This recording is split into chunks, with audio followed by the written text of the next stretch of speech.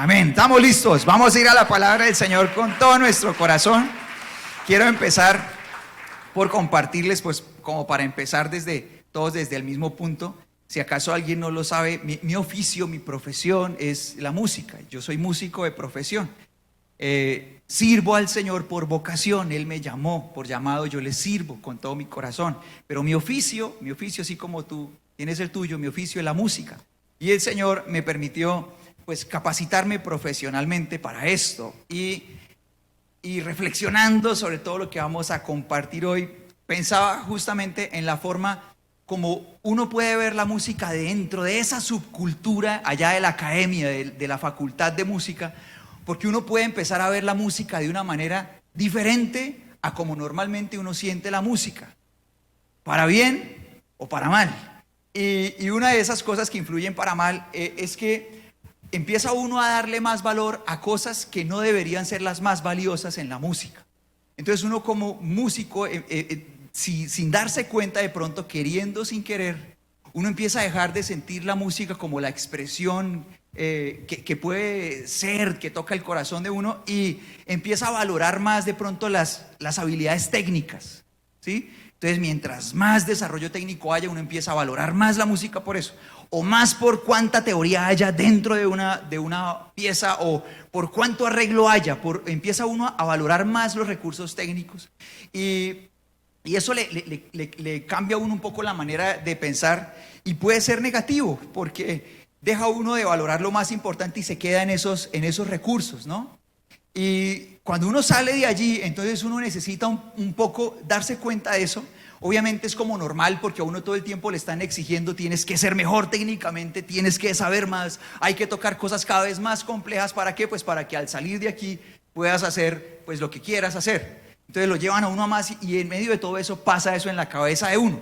Entonces uno sale y uno necesita como que volver a ubicar su mente, o allá mismo adentro darse cuenta de eso y no perder la esencia de que es lo más importante en la música, ¿no? Entonces, cuando tú y yo pensamos en eso, nos damos cuenta de lo esencial y lo básico. La música es un mensaje que nos lleva a una experiencia, a una emoción, así de sencillo.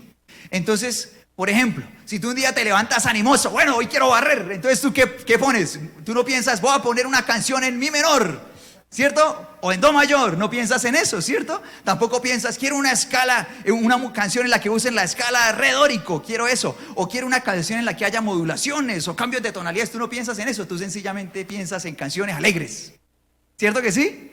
Lo sencillo, lo esencial, así es. Entonces tú pones música que te ayuda a mover la escoba, ¿cierto? ¿Cierto que sí? ¿Sí o no?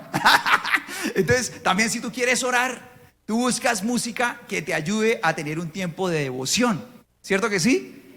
Entonces tú no, si tú quieres entrar a un momento íntimo, tú no pones por allá la salsa terrible allá puertorriqueña, ¿no? Tú pones una canción que te ayude a un momento íntimo, como las que acabamos de cantar, ¿cierto que sí? Eso, entonces tú buscas la experiencia, es eso, lo sencillo. Y de pronto si tú quieres ponerte romántico, entonces tú buscas una música que te ayude, ¿no? A una balada romántica, ¿cierto que sí? A una noche, una velada romántica de amor, bueno, todo eso, en fin. Entonces tú buscas música de acuerdo a la experiencia, a lo sencillo. Y entonces al uno, por ejemplo, en mi caso, en el oficio, y ver esa cultura en la que estábamos con todos mis compañeros, y que pueden vivir muchos músicos de la misma forma, uno sin querer o queriendo puede convertirse en una persona que valora más los recursos que lo más importante de verdad en la música, que es lo que se siente. ¿Sí? ¿Sí están conmigo? Y yo traigo esta experiencia, este momento, porque en la vida le podría pasar a uno lo mismo. Terminar uno en medio de esta cultura de hacer y de tanta cosa, valorando más los recursos que las cosas que realmente son más importantes en la vida. Valorando más los medios que el fin.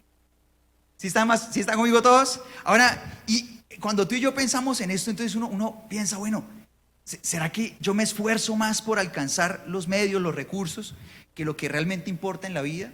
¿Será que yo me sacrifico más por tener recursos que por lo más importante de verdad en la vida? ¿Será que yo me esfuerzo, sueño más, me proyecto más con los medios que con lo más importante? Y mira que el Señor Jesús un día habló con un hombre y la situación fue así. Vamos a ir a Lucas capítulo 12 Y vamos a leer desde el 13 al 15. Vamos a leerlo juntos en voz alta. ¿Listo? Dice: entonces alguien de la multitud exclamó: Maestro, por favor dile a mi hermano que divida la herencia de nuestro padre conmigo. Jesús le respondió: amigo, ¿quién me puso por juez entre ustedes para decidir cosas como esa?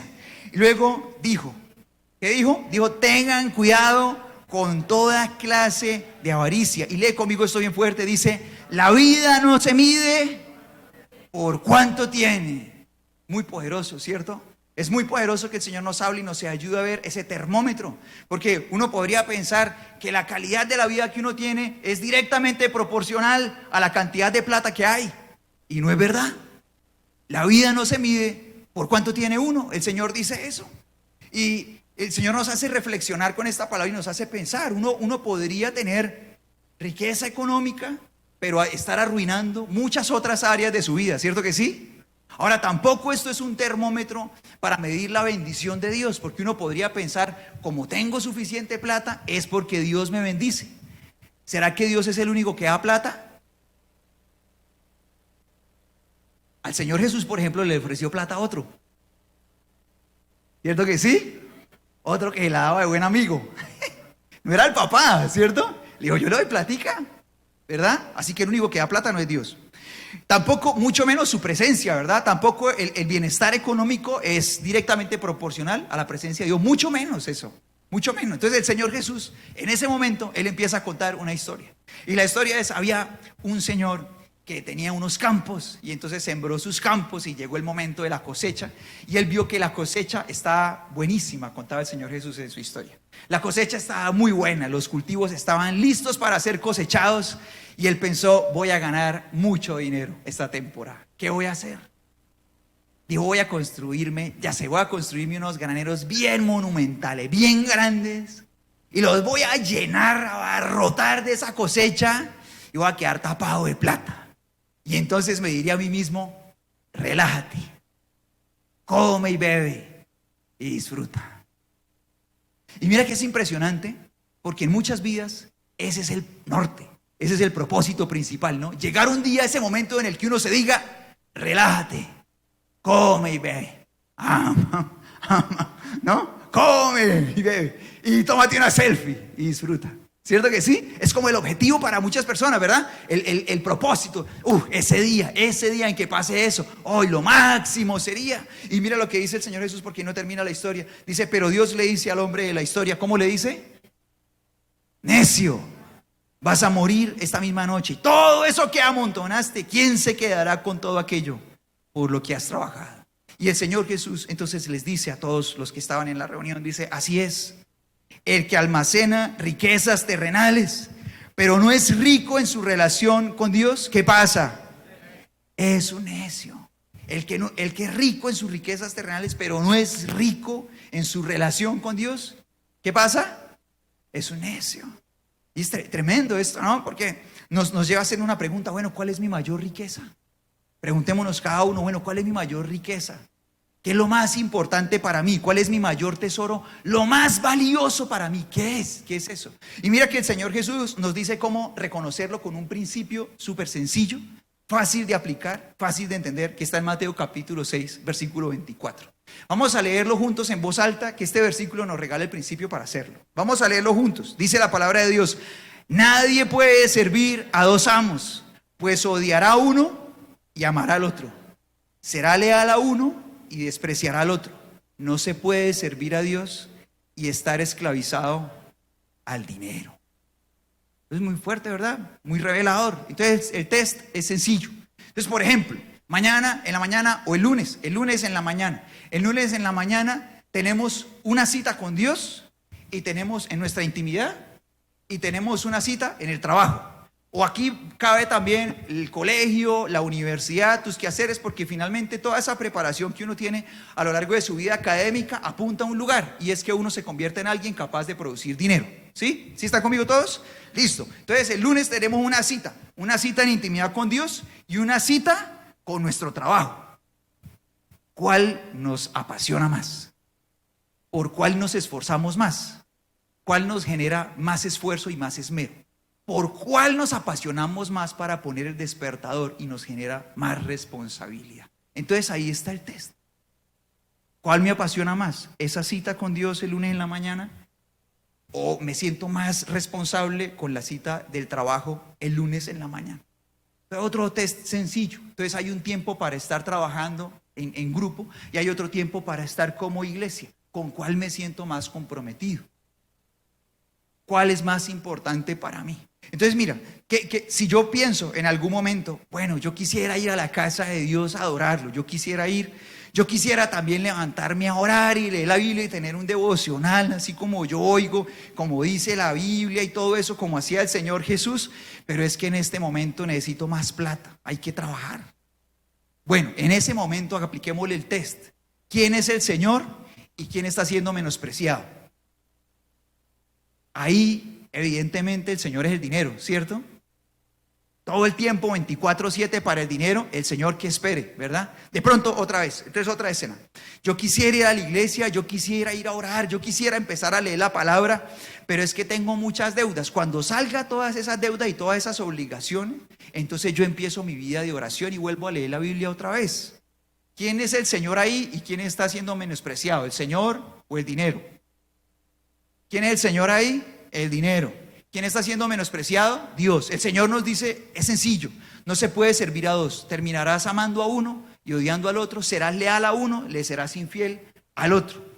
Y a mí me impacta mucho desde el día que lo escuché por primera vez el testimonio que nos contaba el pastor de un día que fueron a comprar ropa allá al centro en Bucaramanga y entraron al almacén de un señor que venía de algún país de la región allá árabe y él era pues musulmán, como muchas personas allí en ese lugar. Y de pronto, mientras ellos estaban haciendo la compra y había clientes en el local, empezó a decirle a sus empleados, cerramos porque necesito irme a orar, cerramos el local. Y estaban vendiendo, mis papás eran los clientes, la pastora era cliente, era la 1 de la tarde y él dijo, es mi tiempo de oración, cerramos. En esa situación de ese hombre musulmán, ¿a quién era su señor y quién estaba siendo menospreciado? ¿El Señor o el dinero? ¿Quién era el Señor? Para él, ¿quién era su Señor? Su Dios, ¿verdad? Alá. ¿Y quién estaba siendo menospreciado? El dinero. Él dijo, no, cerramos aquí porque es mi tiempo de oración.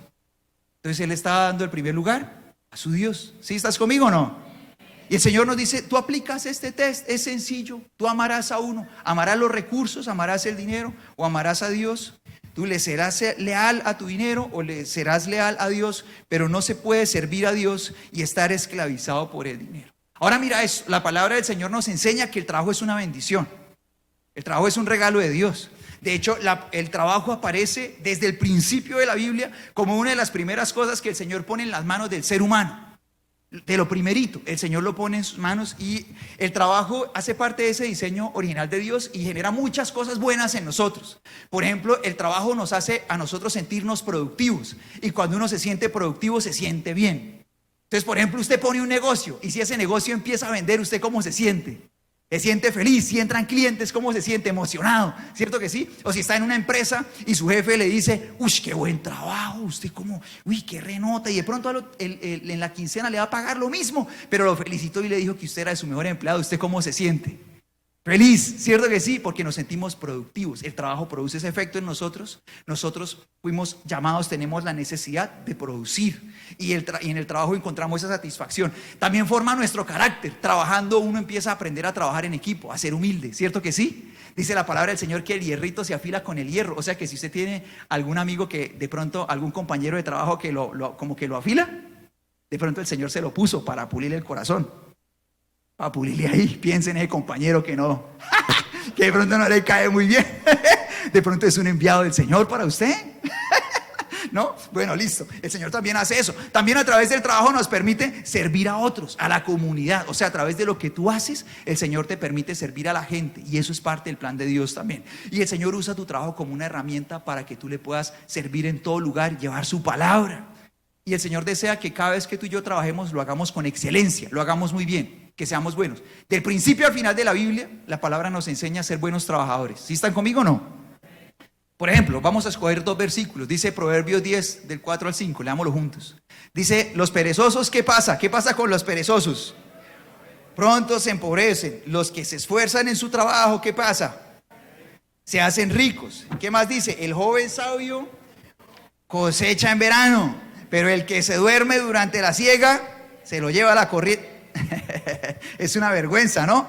Ahora, mira que de hecho también la palabra del Señor, por ejemplo, en la carta a los tesalonicenses, Él confronta a gente de la iglesia que está siendo muy perezosa y que no quiere trabajar. Y entonces le dice unas palabras muy populares que son: el que no trabaje, alguien que complete, ¿qué dice? El que no trabaje, que no coma. Eso dice la palabra en 2 a los tesalonicenses 3:10. Pero así como la palabra nos enseña a ser buenos trabajadores, nos enseña que nosotros debemos parar, aprender a parar de trabajar. ¿Sí están conmigo o no?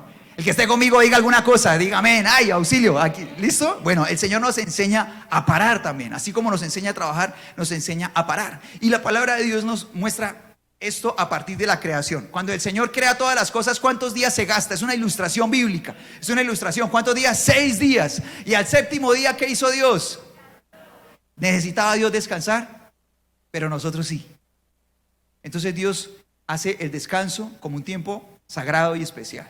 Y dice Génesis 2 del 1 al 3 esto. Vamos a leerlo juntos. Dice: así queda terminada la creación de los cielos y la tierra y de todo lo que hay en ellos. Cuando llegó el séptimo día, Dios había terminado su obra de creación. ¿Y qué pasó?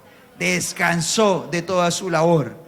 Dios bendijo el séptimo día y lo declaró santo, porque ese fue el día en que descansó de su obra de creación. Entonces, esto empieza a convertirse en una verdad que sus hijos empiezan a usar y que empiezan a practicar de esta forma. Mira lo que dice Éxodo 20, del 8 al 11. Dice, leámoslo juntos con mucha atención. Dice: acuérdate de guardar el día de descanso para mantenerlo santo. Tienes 6 días en la semana para hacer ¿qué? Tu trabajo habitual. Si eres panadero, constructor, comerciante, ingeniero, músico, lo que sea que hagas, dice, tienes 6 días en la semana para hacer ese trabajo. Pero el séptimo día es un día de descanso y está dedicado al Señor tu Dios. Ese día ningún miembro de tu casa hará trabajo alguno. Esto se refiere a ti, a tus hijos, hijas, siervos, siervas, tus animales. Incluye también a los extranjeros que vivan entre ustedes. Pues en 6 días el Señor hizo los cielos, la tierra, el mar y todo lo que hay en ellos. Pero en el séptimo día, ¿qué pasó? El Señor descansó, paró. Dice, por eso el Señor bendijo el día de descanso y lo apartó como un día santo. Y aquí tú y yo descubrimos algo muy importante, y es el propósito principal de parar nuestro trabajo. El propósito principal. Entonces, en el descanso, de pronto, el propósito principal en nuestra mente puede venir y podemos de pronto pensar, levantarme a las 12 del mediodía. El día de descanso, ¿para qué es? Para dormir hasta las 12, apagado el despertador. Bueno, eso se puede hacer, echarse una locha el día de descanso, claro que sí, pero no es lo más importante, ¿verdad? De pronto alguien podría pensar, en el descanso, ¿qué es lo más importante? Darme un bronceado.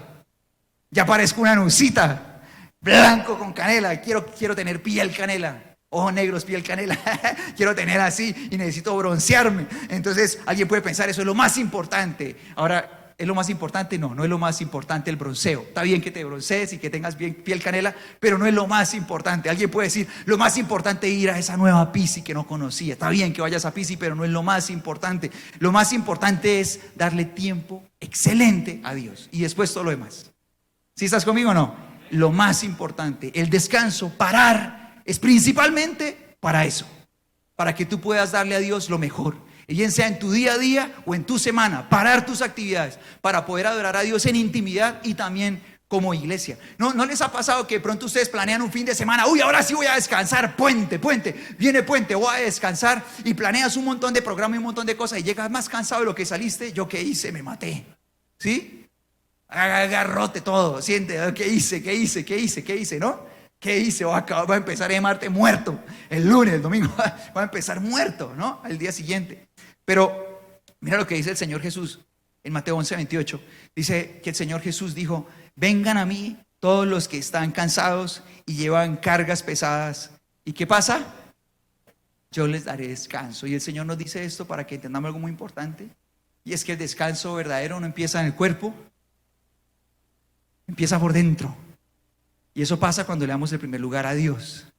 Entonces esto es muy poderoso. Ahora mira, tú y yo sabemos que nosotros ya no dependemos de un día a la semana para hacer ese momento, ¿verdad? ¿Cierto que sí? ¿Están conmigo? El Señor Jesús aclara eso, ¿verdad? Todo eso era una sombra para enseñarnos un principio muy importante. Esto lo concluye la palabra de Dios acá en Colosenses capítulo 2, versículos de 16 al 18. Dice, por lo tanto, léelo conmigo, por lo tanto, 16 y 17, dice, por lo tanto no permitan que nadie los condene por lo que comen o beben, porque no celebran ciertos días santos, ni ceremonias de luna nueva, ni días de descanso, pues esas reglas son solo sombras de la realidad que vendrá. Y Cristo mismo es esa realidad. Entonces tú y yo ya no dependemos de un día, pero el principio que nos deja la palabra de Dios es que tú y yo necesitamos parar. Alguien que diga conmigo, necesito parar y darle lo mejor de mi tiempo en primer lugar a Dios y después a otras cosas que también son más importantes que el trabajo. ¿Cómo qué? Como tu familia, ¿cierto? ¿Cierto que sí?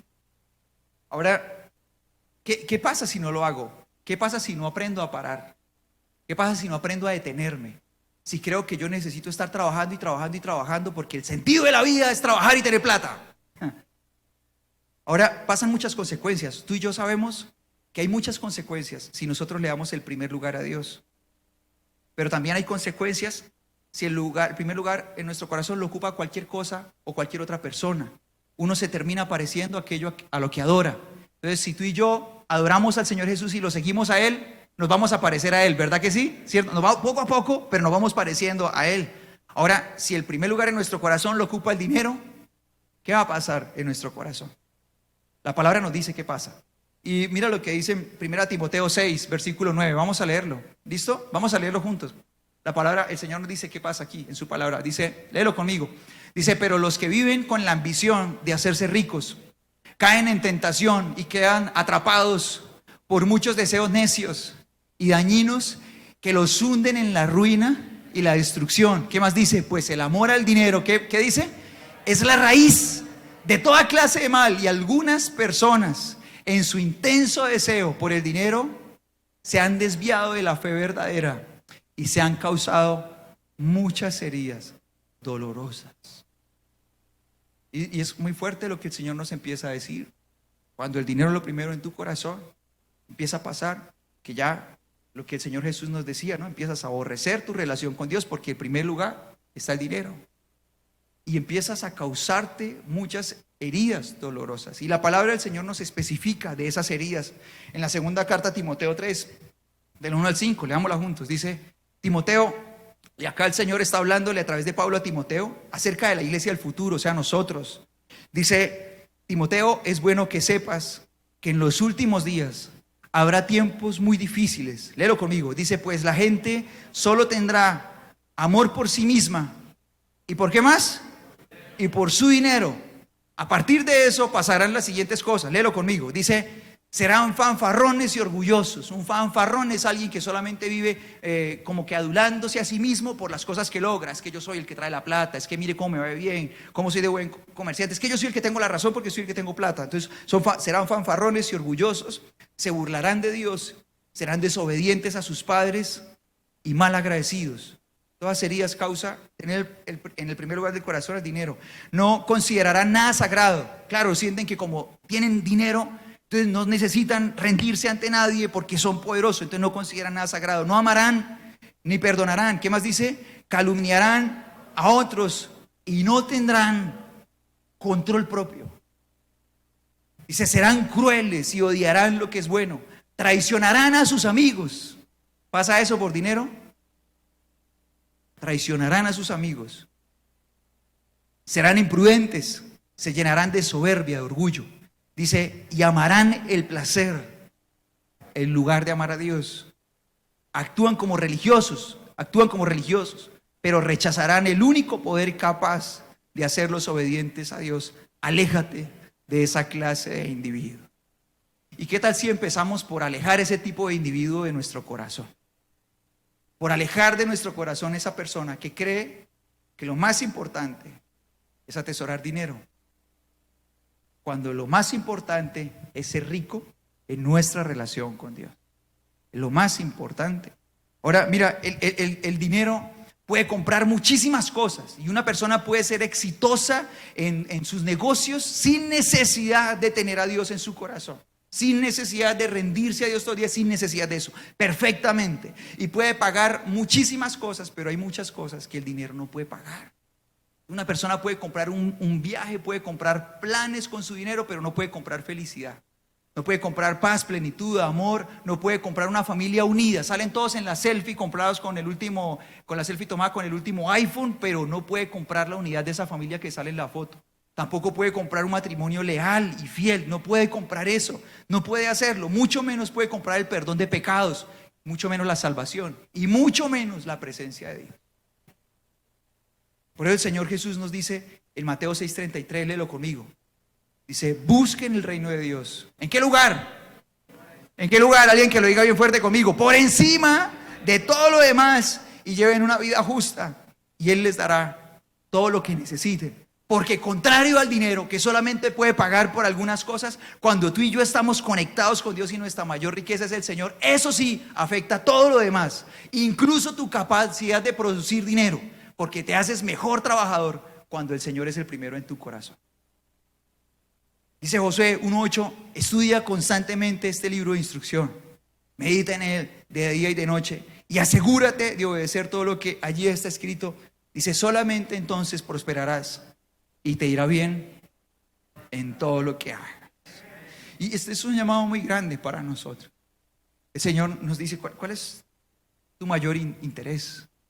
Y en el libro Apocalipsis, para cerrar este momento, la palabra de Dios dice que el Señor hace un llamado a una de las iglesias de este final de primer siglo, en el tiempo en el que Juan ya se está despidiendo casi de esta tierra, y el Señor le da la revelación de Apocalipsis. Al principio hay un mensaje para iglesias y esos mensajes son para nosotros también.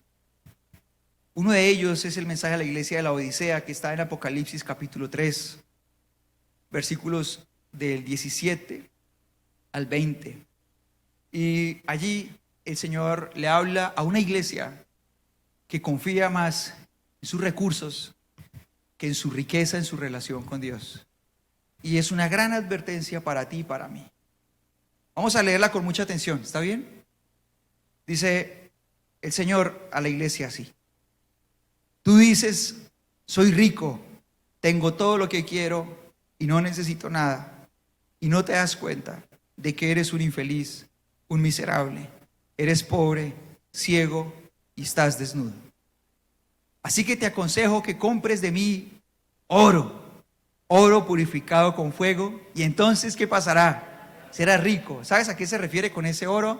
A su relación con Dios, la presencia de Dios en su propia vida, que es el mayor tesoro. Y mira que el Señor dice que compres de mí, no dice será de gratis, que compres. ¿Por qué? Porque todas las cosas valiosas de la vida cuestan, te va a costar tener la presencia de Dios en tu corazón, me va a costar a mí, nos va a costar levantarnos más temprano, decir cierro el local para ir a adorar a Dios, decir dejo de hacer estas cosas para darle el primer lugar al Señor, siempre va a costar. Las cosas buenas de la vida cuestan. Cuando algo no cuesta es que es muy barato. ¿Sí estás conmigo o no? Es muy barato. Y sigue diciendo el Señor, compra también ropas blancas de mí, así no tendrás vergüenza por tu desnudez, porque con dinero se compra una buena apariencia, buenas publicaciones y muy buenas fotos, pero solamente el Señor puede limpiar un alma que está sucia por el pecado, como la de cualquiera de nosotros, porque así nos encuentra el Señor. Y Él sigue haciendo el proceso en nosotros porque fallamos. Y cada vez que fallamos, el único que puede limpiar nuestras almas es el Señor. Dice, compra también, compra también de mí. El versículo 18 sigue diciendo al final, dice, compra ungüento para tus ojos y así puedas ver. Y es muy fuerte y muy poderoso esto, porque muchas veces lo que está mal en nuestra vida no es la vida misma, sino la manera de verla. Y el único que puede darnos una visión de verdad buena de la vida es Dios. Es el único. Dice el 19, yo corrijo y disciplino a los que amo. Por lo tanto, sé diligente y arrepiéntete de tu indiferencia. Mira, yo estoy a la puerta y llamo. Si oyes mi voz y abres la puerta, yo entraré y cenaremos juntos como amigos. ¿Quién quiere orar?